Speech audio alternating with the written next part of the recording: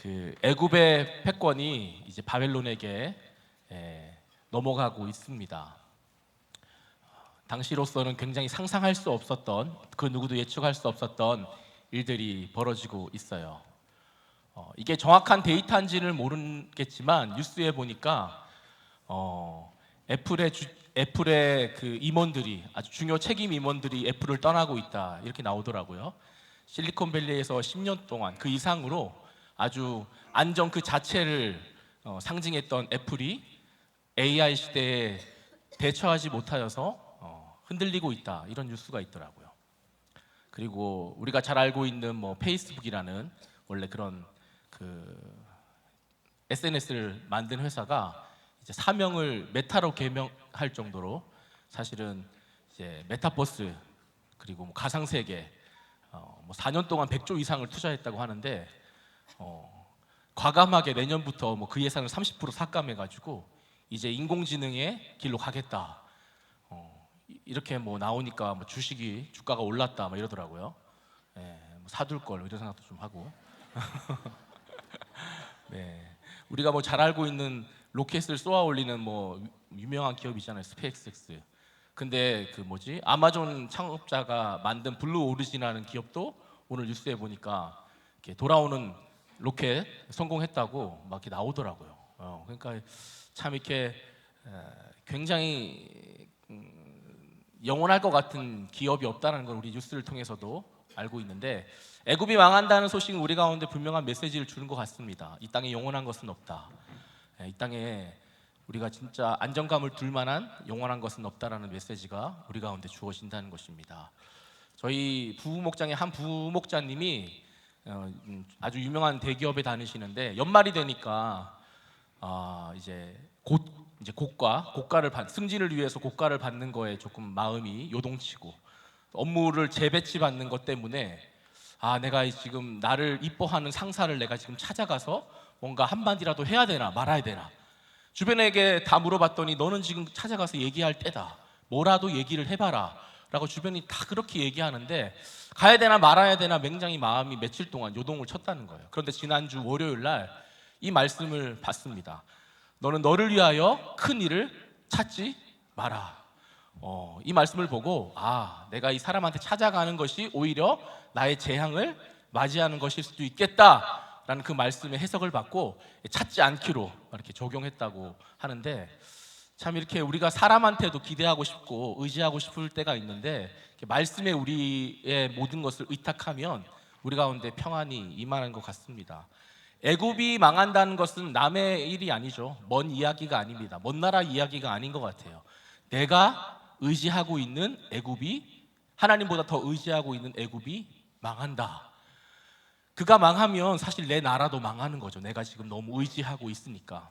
뭐 청년들, 젊은이들이 좀 있으니까 소설을 하나 써보자면, 우리 청년들이 공동체에서 나눔을 하다가 남녀가 눈을 맞았습니다.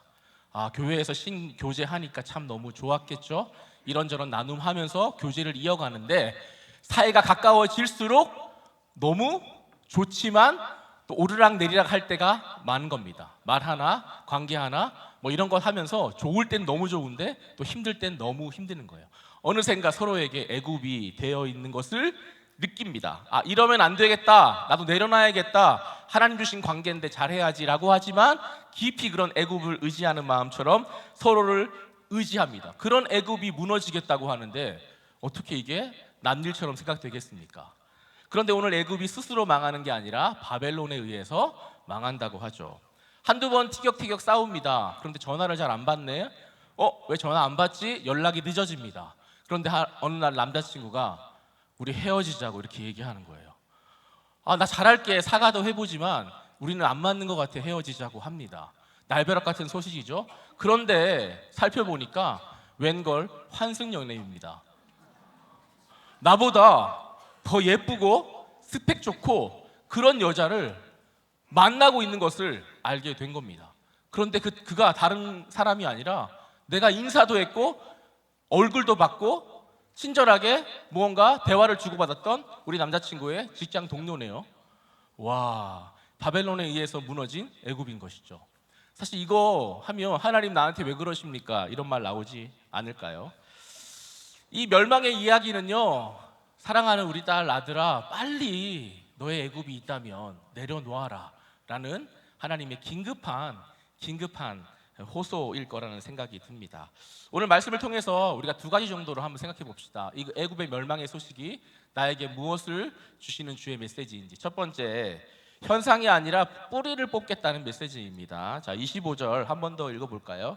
시작. 만군의 여호와 이스라엘의 하나님께서 말씀하시니라. 보라, 내가 노예 아몬과 바로와 애굽과 애굽 신들과 왕들 곧 바로와 및 그를 의지하는 자들을 벌할 것이니라. 하나님이 벌한다라고 말씀하시는데 순차적인 순서가 있네요. 우리도 가족에서 자녀를 혼낼 때 첫째 나와, 둘째 나와, 뭐 셋째 나와 이렇게 순서대로 벌을 할 때가 있잖아요. 그건 아마 그 가족의 어떤 뭔가 중요한 책임을 맡긴 사람부터 아니면 뭔가 더 잘못한 사람부터 그렇게 벌을 내리는 거겠죠. 마찬가지로 하나님이 애굽을 벌하실 때에 순서대로 벌하시겠다고 하시는데 제일 먼저 애굽의 왕 바로가 아니라 바로 앞에 노예 아몬을 먼저 벌하시겠다고 말씀을 하시는 겁니다. 노예 아몬은, 노는 애굽의 종교의 도시입니다. 아몬은 신들, 애굽의 신들이 참 많은데 그 신들의 왕이라고 불리는, 최고의 신이라고 불리는 아몬 신을 말하는 겁니다. 자, 아몬 신을 바로보다 먼저 내가 벌하겠다. 제일 먼저 아몬 신을 내가 처단하겠다라고 말씀하시는 겁니다.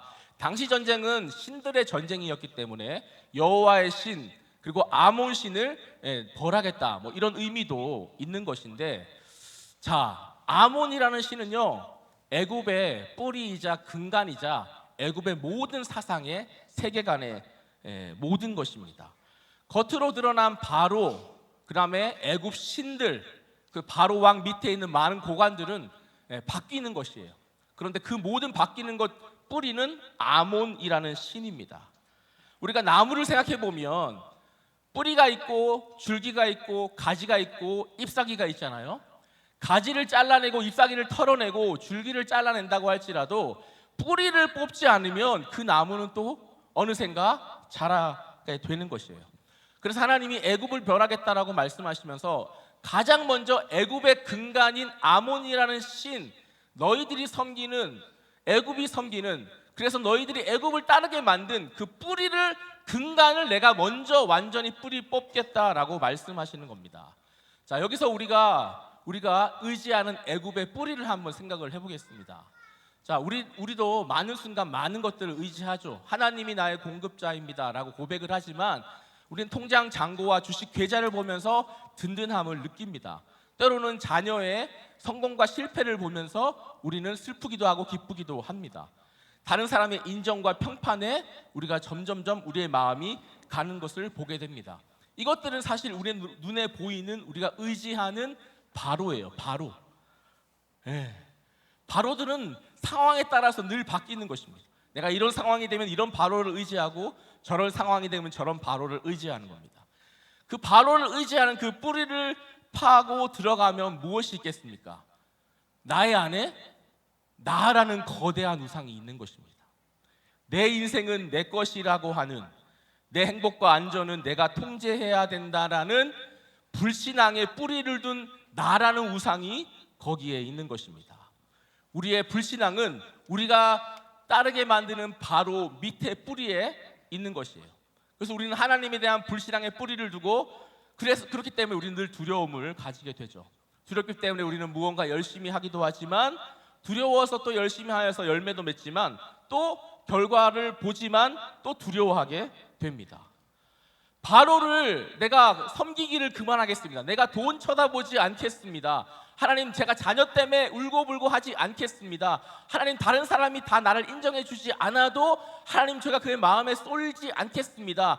이렇게 우리가 바로를 바꾸어 가서 하나님께 내어놓는다 할지라도 우리 안에 있는 뿌리는 나라는 우상이 있다라는 것이에요.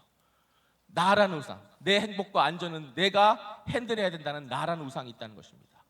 제가 저에게 한번 적용을 해보았습니다. 나에게 애굽, 나에게 바로라는 것은 무엇일까? 저의 바로는 숫자 들어가요. 숫자 1, 2, 3, 4, 5, 6, 7, 8, 9 숫자 하더라고요. 아마 자영업 하시는 분들은 하루에 매출이라는 숫자에 울고 웃겠죠. 수험생들은 등급과 점수에 울고 웃겠죠. 저는 어떤 숫자에 마음이 오르락 내리락 할까요? 제가 처해 있는 환경에서 저의 숫자는 설교 조회수입니다. 설교 조회수를 보면서 제 마음이 왔다가 갔다가 합니다. 조회수가 소위 잘 나온다고 생각하는 저의 기준에서 말씀이 좀 괜찮았나 보다라고 스스로 안도감을 가집니다. 조회수가 좀 덜 나오면 내가 설교를 잘못했나? 왜 반응이 안 좋지? 라는 좀 어둡고 무거운 마음을 가집니다. 왜 그럴까요? 그건 제가 사람들에게 인정받고 싶어 하는 마음이 있기 때문입니다. 그런데 사람들한테 인정받고 싶어 하는 그 마음 자체가 그렇게 악한 건 아니잖아요. 우리는 인정의 욕구가 기본적으로 있는 동물이고 본능의 사람인데요. 하지만 그 뿌리에는, 사람의 인정을 바라는 제 안의 뿌리에는 목회자로서의 저의 정체성을 비교해서 찾고 있기 때문입니다. 저의 설교 조회수만 가지고 제가 저의 마음이 왔다 갔다 하는 게 아니라는 거예요. 또 동료 사역자의 조회수를 본다는 거예요. 나보다 전에 설교했던 목사님의 조회수는 몇이었지? 그 전에 목사님의 설교의 조회수는 몇이었지? 그거를 비교해서 사람들에게 인정을 받고자 하는 마음이 제 안에 뿌리에 있다는 것입니다. 그럼 왜 그런 뿌리가 제 안에 있을까요? 결국 그 드러난 결과가 곧 성공이라고 여겨지는 가치관이 제 안에 있기 때문이에요. 그러면 왜 그런 성공을 저는 기대하는 걸까요? 결국 내가 높아지고 싶기 때문에 그렇습니다. 결국 그것을 통해서 나를 증명해서 내가 얼마나 높아진 사람인지에 대해서 알려주고 싶은 마음이 저 안에 있기 때문입니다. 그런데 왜 이렇게 나를 높이고 싶을까요? 그건 또 내 자신이 너무 연약하고 두려움이 많기 때문입니다. 무언가 내 자신을 그것으로부터 난 이런 사람이야 라는 것으로 나를 지키고 싶어 하기 때문인 거죠. 결국 하나님에 대한 명확한 불신앙이 제 안에 그것들을 만들어내고 있는 것이에요. 제 안에 이런 바로들의 뿌리를 찾아가면 저 자신에 대한 우상이 있습니다. 저 자신에 대한 아몬이 있다라는 거예요. 지난 주일 제가 첫 주일 설교를 했습니다. 끝나고 4부 예배까지 끝나고 청년 예배까지 끝나고 우리들 교회 성도님은 아닌데 딸 고난의 아픔이 있으셔서 얘기를 잠깐 나누게 됐는데 그 얘기하다가 이제 1시간 동안 얘기를 하게 됐어요. 이런저런 막 얘기를 주고받고 이제 하소연도 하시고 듣고 하시다가 결론은 자기 딸을 어디로 보내는 건 애굽으로 보내는 것 같아서 물질적 손해가 있다 할지라도 그 애굽으로 보내지 않아야 될 것 같습니다 라는 그분의 조경으로 그 내용이, 그 대화가 끝이 났습니다. 어떻게 보면 담임 목사님이 말씀하시는 그 한 사람이 저에게는 그 한 분이었겠죠. 뭐 제가 설교 조회수가 높던 낮던 그래도 하나님이 저를 통해서 증거된 말씀을 통하여 그 적용을 하게 하시는 것이니까 그 한 사람이 맞죠. 하나님이 저에게 그렇게 말씀하시는 거죠. 하지만 제 안에는 하나님 그것도 참 감사한데 제 안에는 조회수라는 바로가 제 마음을 흔들어요. 하나님이 이 노예 아몬이라는 말씀을 통하여서 제 안의 뿌리에 대해서 말씀하시는 것 같더라고요. 지난 주일 예배 영상이 나오기 전에 담임 목사님이 이 영상이 나왔습니다. 우리가 큰 승리를 한다 할지라도 구원과 상관이 없으면 그것은 패배한 것과 똑같습니다. 우리가 큰 실패 가운데서라도 구원을 이룬다면 그것은 성공한 것과 똑같습니다. 구원이 곧 성공이고 구원이 곧 목적이라는 가치관이 안 되면 저는 늘 바로에 흔들릴 거예요. 또 다른 순간에는 또 다른 바로에 흔들리겠죠. 그래서 우리는 우리의 가치관, 우리 깊이 있는 이 뿌리를 들여다봐야 합니다. 이런 말이 있더라고요. 인간은 타인의 욕망을 욕망한다. 내가 뭐를 욕망하는지도 모르고 우린 그렇게 타인의 욕망을 따라가는 존재라고 하더라고요. 그래서 이 뿌리를 우리가 하나님 앞에 드리며 걷어내기 위해서 저는 개인적으로 저의 적용은 더 이상 옆 사람이 아닌 하나님께 시선을 줘야 하고 하나님이 나를 부르신 목적을 내가 확인하고 그냥 그 자체의 마음을 두는 것이 저의 적용이라는 생각이 들었습니다. 26절 말씀 한번 읽어볼까요? 26절 시작. 내가 그들의 생명을 노리는 자의 손 곧 바벨론의 느부갓네살 왕의 손과 그 종들의 손에 넘기리라. 그럴지라도 그 후에는 그 땅이 이전같이 사람 살 곳이 되리라. 여호와의 말씀이니라. 자, 애굽을 벌하시겠다고 하시는 하나님은 애굽이 멸망시킬 것이 아니라 다시 살게 할 땅이 되게 하겠다고 하십니다. 그러니까 하나님의 심판의 목적이 애굽을 지워버리는 것이 아니라 그 안에 뿌리만 제거하겠다는 것이죠. 그리고 그 안에 바로를 의지하는 마음만 주님이 꺾어 놓으시겠다고 하시는 겁니다. 하나님은 우리의 미래를 꺾으시려는 분이 아닙니다. 우리의 어떤 소원도 꺾으시려는 분이 아닙니다. 단지 우리 안에 있는 뿌리만 좀 드러내시겠다고 하시는 겁니다. 그것이 힘들지만 아프지만 우리는 그것을 직면하는 것이 예배를 통해서 해야 될 일이라는 것입니다. 우리 하나님은 그 징계 중에서도 긍휼을 베푸시는 주님이라고 하세요. 그래서 여러분 어떤 고난을 당하는 일이 찾아온다 할지라도 정말 의지했던 그 애굽이 흔들리는 일을 통하여서 여러분 마음이 지금 흔들린다 할지라도 여러분 살게 할 땅이라고 말씀하시는 것 때문에 하나님이 여러분 가운데 사랑을 걷어가시는 분이 아니라 진짜 여러분을 사랑하신다는 것을 깨닫기를 바랍니다. 자, 첫 번째 우리는 우리의 뿌리를 제거하시는 주님에 대해서 말씀을 들었습니다. 자, 두 번째 애굽의 멸망이 우리 가운데 주는 강력한 메시지 두 번째는요. 너무 심플하죠? 두려워하지 말라고 하십니다. 두려워하지 말라고. 자, 27절 말씀 한번 읽어볼게요. 27절 시작. 내 종 야곱아 두려워하지 말라.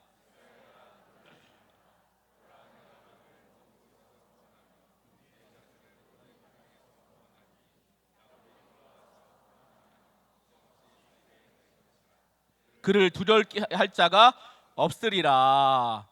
그렇게 애굽 좀 의지하지 말라고 기회를 줬는데 애굽을 의지한 남유다 백성입니다. 그리고 애굽이 망해가는 순간까지도 돌이키기보다는 어떻게든 애굽에 붙어서 살겠다고 한 남유다 백성입니다.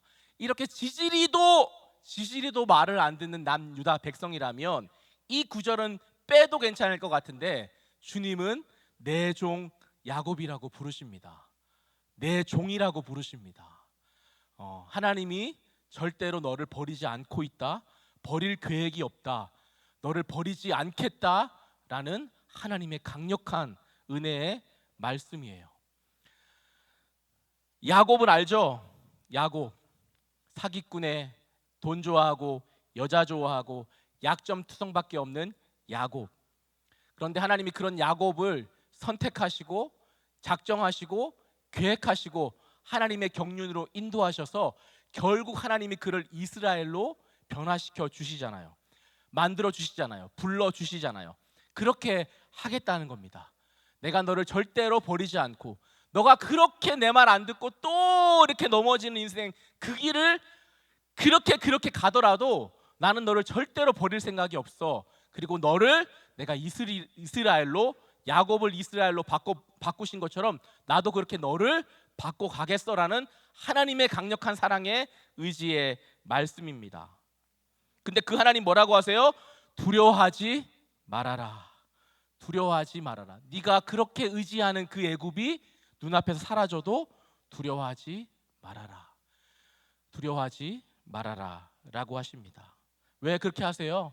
하나님 우리 가운데 두려움이 얼마나 많은지를 알고 계시다는 것입니다. 우리 안에 두려움의 이유가 너무나도 많아요. 그것을 하나하나 다 제거한다고 해서 두려움이 사라지지 않습니다. 우리가 어떤 사람의 말을 너무 믿고 싶고 불안하지 않고 싶지만 각서를 쓰고 또 각서를 쓴다 해도 또 불안할 겁니다. 직장이 없을 때는 없을 때도 불안했지만 있어도 또 있을 때 불안합니다. 집이 없으면 없는 대로 불안하고 있으면 또 있는 대로 불안한 것이. 우리 안에 불안을 잠재울 수 있는 것은 그 누구도 아닌 하나님이라는 것이죠. 하나님. 저는 왜 이렇게 불안이 많을까요? 저는 이렇게 말씀 보고 또 약도 먹고 또 사람들이 그렇게 공동체에서 잘 또 도와주고 이렇게 하나하나 넘어가는데 제 안에 왜 또 계속 불안한 마음과 두려운 마음이 계속 일어날까요? 전 참 믿음이 없나 봐요. 아니면 전 잘 이렇게 뭔가 잘 안 믿어지나? 아니면 나는 왜 이렇게 사람이 좀 별로인 사람인 건가? 왜 이렇게 난 불안할까요? 라고 생각하지 마십시오. 우리가 불안하지 않는다면 하나님을 찾을 이유가 없습니다. 우리가 두려운 게 없다면 하나님을 하나님으로 부를 이유도 없는 것입니다. 오히려 내가 두렵다는 것은, 내가 불안하다는 것은요, 하나님이 난 여전히 필요하다라는 내 영혼의 외침인 것이에요. 내 안에 불안이 많다는 건요, 아, 내가 하나님이 필요한 존재구나 라는 하나님이 주시는 사인이라는 것입니다. 그래서 여러분, 불안한 사람, 너 왜 이렇게 불안해? 라고 하지만 오히려 불안한 사람이 더 하나님이 귀하게 여길 수 있는 사람이라는 거예요. 왜냐하면 그 사람은 하나님이 너무 필요하니까, 공동체가 너무 필요하니까. 그렇죠? 그런데 오늘 이렇게 돼 있네요. 28절 말씀 한번 읽어볼까요? 28절 시작. 여호와의 말씀이니라. 내 종 야곱아, 내가 너와 함께 있나니 두려워하지 말라. 우리 안에 얼마나 두려움과 불안이 많으면 주님이 이건 예레미야의 말이 아니라 나 여호와의 말씀이야 라고 또 말씀하시면서, 이건 내가 직접 한 나의 말이야 라고 하시면서 두려워하지 마 라고 또 말씀해 주시네요.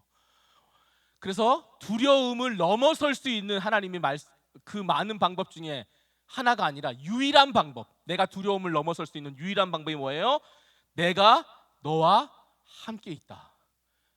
어린 아이가 밤새 악몽을 꾸고 난 다음에 그렇게 울고 잠에서 깨면 엄마가 곁에 서서 뭐라 그래요? 괜찮아, 엄마 여기 있어.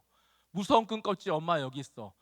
정말 무서워서 다시 잠에 들 수 있을까라는 생각에 다시 잠이 들 수 있는 이유가 뭐예요? 그냥 엄마가 옆에 있다라는 그 사실 하나 때문에. 우리가 두려움과 불안을 넘어설 수 있는 것은 그냥 나와 함께 하시는 하나님이 있으시다, 계시다. 그 하나님이 나를 향한 계획과 뜻이 있으시다. 이것을 믿는 것밖에 없다라는 거죠. 제가 오늘 설교 이렇게 할 때 아마 이 기도 제목을 여러분 가운데 좀 주기 위해서 이 타이밍에 여러분에게 설교하지 않았을까라고 생각할 정도로, 여러분이 오늘 우리가 사실 수요일 날 기도하러 모였잖아요. 예배드리고 기도하러. 여러분이 기도하는 시간에 꼭 기도해 주셨다 하시면 좋겠다는 생각이 드는 기도 제목을 하나 좀 나눠드리겠습니다. 우리 청년 목자가 얼마나 다급했으면, 얼마나 두려웠으면 그냥 새벽에 목자의 단톡방에 기도 제목을 부탁한다는 얘기를 올린 내용이에요. 그 댓글을 보고 또 많은 우리 청년 지체들이 너무나도 참 위급하고 간절한 기도가 필요한 것이 느껴져서 또 그냥 기도하겠다고, 그 새벽이지만 답글을 달았고, 네, 이제 청년 목자에 올린 내용인데 그 언니에 대한 기도 제목이에요. 근데 그 언니도 우리 청년 부인인데요. 제가 그 기도 제목을 좀 읽어드리겠습니다. 저희 언니가 오늘 응급실에 실려갔습니다. 평소와 같이 잘 지내다가 서로 자러 방에 들어갔는데 밤 11시 30분쯤에 엄마가 저녁에 화장실을 가다가 언니 방에서 이상한 소리를 듣고 들어갔다가 언니가 경련을 일으키고 청색증이 있는 언니를 발견해서 급히 응급실에 왔습니다. 결과는 뇌종양이라고 해요. 엄마가 발견해서 천만다행이었고 입원 수속 밟고 뇌 수술하기로 했습니다. 수술이 잘 되고 다시 언니가 예전 그대로 돌아갈 수 있도록 기도 부탁드립니다. 솔직히 무섭습니다. 흥분한 엄마를 담담하게 달랬지만 언니가 어떻게 되어버릴까 두렵고, 이런 일은 처음 겪어봐서 더욱 당황스럽고 혼란스럽습니다. 언니가 선천적으로 심장에 이상이 있었고 심장병 수술할 때 수술 후에도 죽을 뻔했었는데 기적적으로 살아났었습니다. 그때 의사 선생님께서 추후에 경련을 일으킬 수 있으니 그때 무조건 병원 가라고 하셨는데 그게 32년 만에 찾아왔는데 뇌종양으로 갈 줄은 몰랐습니다. 그렇게 기도 제목을 올려가지고 우리 청년들이 보고 기도할게 이렇게 막 답글을 올려주고, 또 그 다음 날이 돼서 또 올렸습니다. 주의 은혜로 언니가 의식이 돌아왔다고 중환자실에서 전화가 왔습니다. 일반 병실로 오후에 옮기기로 했고요. MRI 검사를 해야 할 것 같습니다. 그 결과를 보고 수술 날짜가 정해질 것 같습니다. 기도해 주셔서 정말 감사합니다. 앞으로도 계속 기도해 주세요. 또 그 다음 날 이제 이 친구가 또 올렸습니다. 기도해 주신 덕분에 언니는 의식도 정신도 그대로 되찾았습니다. 정말 감사합니다. 어제 주치의분과 수술에 대해 상의했고 오른쪽 뇌에 오른쪽 손을 주관하는 쪽에 종양이 있는 것을 밝혀졌습니다. 그리고 오늘이에요. 오늘 오전 8시에 수술하러 들어갔습니다. 수술해 봐야 악성인지 양성인지 알 수 있을 것 같다고 합니다. 두려웠지만 오늘 큐티를 하며 너는 사라지지 아니하리라라는 제목과 야곱에게 두려워하지 말라는 말씀을 보며 희망을 얻었고 저도 가족들도 담대할 수 있었습니다. 무궁무진한 하나님의 계획을 신뢰하고 믿을 수 있었습니다. 수술 기간이 늦춰져서 걱정했는데 조직을 떼어내는데 어려움이 있다 보니 준비 기간이 필요했다고 합니다. 섬세하게 인도하신 것에 대해 감사함을 인정하게 됩니다. 수술 가운데 인도해 주시길, 언니가 잘 버티길, 양성 종양이길 기도 부탁을 드립니다. 이렇게 아침까지 기도 제목 올렸어요. 그리고 이제 저녁이 돼서 얼마 전 방금 몇 시간 전에 이제 또 올렸습니다. 오늘 수술 들어간 언니의 상태가 좋지가 않습니다. 수술해 봤더니 생각했던 것과 달리 종양 크기가 크고 완전히 제거하지도 못했습니다. 다 제거하는 순간 언니 팔 다리가 마비가 올 거라고 하셨습니다. 그래서 약물 치료나 조직 검사 등으로 종양 크기가 줄어들수록 할 수밖에 없다고 합니다. 짐작하기로는 악성일 가능성이 높다고도 하십니다. 원망부터 나올 줄 알았는데 이상하게 담담했고 부모님께서도 최후와 마지막까지도 생각하고 있습니다. 기적이 일어나기를 기도할 뿐입니다. 만약 최후를 맞이하게 되더라도 언니의 존재는 저희 가족에게 사라지지 않을 것 같습니다. 예수를 더욱 믿도록 주 안에서 저희 가족을 하나가 되도록 해준 사람이 바로 언니였기 때문입니다. 상황과 환경을 계속 공동체에 보고해 가니 더욱 담담할 수 있었고 말씀이 있기에 두렵지만 크게 요동하지 않을 수 있는 것 같습니다. 주께서 분명히 기적을 행하시리라 믿습니다. 수술을 위해 기도해 주신 모든 엘더님, 마을장님, 목자님들 진심으로 감사합니다. 오늘 이 시간 기도할 때에 여러분이 그렇게 함께 기도해 주시면 너무 좋을 것 같습니다. 함께 하시는 하나님으로 인하여서 두려움이 변하여 평안을 얻는 것, 이것이 하나님 우리 가운데 주실 수 있는 기적이라고 믿습니다. 오늘 말씀에 걱정 없이 살게 될 것이라고 하셨습니다. 어떻게 이 말이 가능할까요? 걱정할 일이 없어져서가 아니라 진짜 걱정해야 할 일이 무엇인지 알게 되기 때문입니다. 더 이상 안위가 아니라 하나님 베푸신 그 구원을 가장 중요하게 여기는 것 때문에 내가 무엇을 걱정해야 할지 그 걱정이 바뀌었기 때문입니다. 남유다도 그렇게 의지하는 애굽이 망하는 사건을 통하여 진짜 걱정의 내용이 바뀌었을 것 같습니다.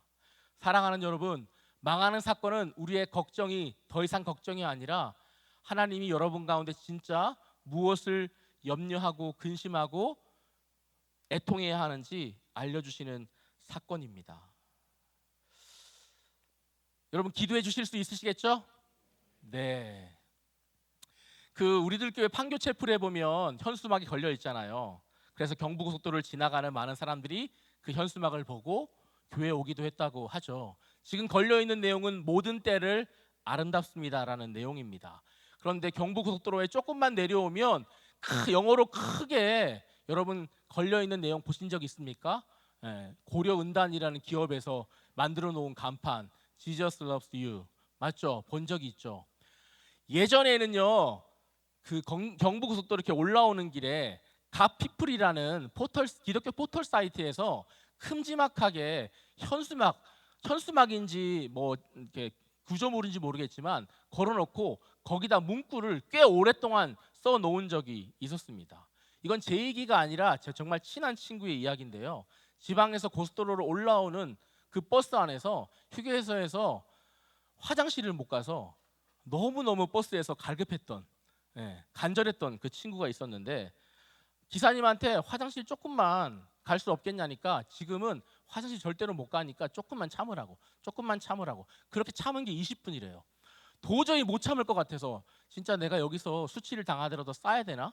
이런 생각을 했대요. 내가 싸야 되나 여기서? 이건 내 관략근을 내가 조절할 수 없다. 이건 하나님의 손에 있다. 약간 이런 마음으로 이걸 내가 뭐 잡는데 잡을 수 없겠다는 마음이 들고 내가 진짜 그래 그냥 내가 수치를 당하자는 순간 그 버스가 갓피플이 걸어놓은 현수막 앞을 딱 지났대요. 그 현수막에 뭐라고 적혀 있었냐면요, 기도할 수 있는데 왜 걱정하십니까? 그 친구가 그걸 보면서 주여 그 친구가 진짜 그 어느 때보다 인생에서 가장 간절한 기도를 했다고 하더라고요. 주여 막아주시옵소서, 막 주여 붙잡아 주시옵소서, 제 관략관을 붙잡아 주시옵소서, 막 이렇게 기도하죠. 그렇게 정말 신기하게 20분을 주님께서 모든 장을 붙들어 주셔서 버스에서 내려서 화장실에 갔다는 그런 재미있는 일화가 있는데, 참 재미있는 일화이지만 오늘 주님께서 우리 가운데 주시는 메시지라는 생각이 듭니다. 다 망했느냐? 너무 괴롭느냐? 너무 의지하는 그것이 안 보여서 슬프냐? 기도할 수 있는데 왜 그러느냐? 주님이 우리 가운데 주시는 말씀이라는 생각이 듭니다. 얼마나 불안에 떨고 염려와 근심이 우리 매일매일 숨쉬는 것처럼 매일매일 걷는 것처럼 많은지 주님이 아시기에 주님이 이 애굽이 멸망해 간다는 메시지 속에서도 두려워하지 마라, 내 종 야곱아 두려워하지 말아라 라고 말씀해 주십니다. 주여 하나님 아버지, 무서울 일이 참 많은 우리 기도를 나눴던 이 자매처럼, 우리 형제처럼 우리도 너무나도 많은데 주님, 그럼에도 불구하고 말씀이 있기에 두렵지만 요동하지 않을 수 있다는 이 고백처럼 우리의 모든 삶이 될 수 있게 하여 주시옵소서. 두렵지만 요동하지 않는 삶이 되게 도와 주십시오.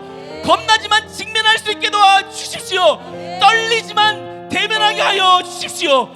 그것이 하나님이 상급이기 때문에, 구원이 우리의 삶의 목적이기 때문에, 아무리 좋아도 구원이 없으면 아무것도 아니고 아무것도 없어도 구원이 있다면 모든 것이 있는 삶인 것을 우리가 알고 있기 때문에, 그렇게 한 걸음 한 걸음 우리가 한숨 한숨 살아나가는 인생인 줄로 믿습니다. 우리 사랑하는 성도님들 가운데 은혜와 말씀과 성령을 부어 주십시오. 육체 마음에 연약한 분이 있다면 나사렛 예수 그리스도 이름으로 회복을 허락하여 주시옵시고, 물질 문제, 관계 문제, 여러 가지 막힌 담이 있다면 주여 넘어설 수 있는 힘을 허락하여 주시옵소서. 구원을 이루놓고 간절히 기도하는 분이 계시다면 주여 하나님의 때에 구원이 반드시 여호와의 말씀이랄 때에 이루어 주실 줄로 믿사오니 주여 참고 인내하며 하나님 아버지 앞치마와 선수권에 적용을 할 수 있도록 담대한 마음 허락하여 주시옵소서. 이 나라를 주님께서 긍휼히 여겨 주시옵시고, 우리들 교회가 담임 목사님께서 하나님 그 증거하는 여호와의 말씀 위에 성령의 기름을 부어 주시옵소서.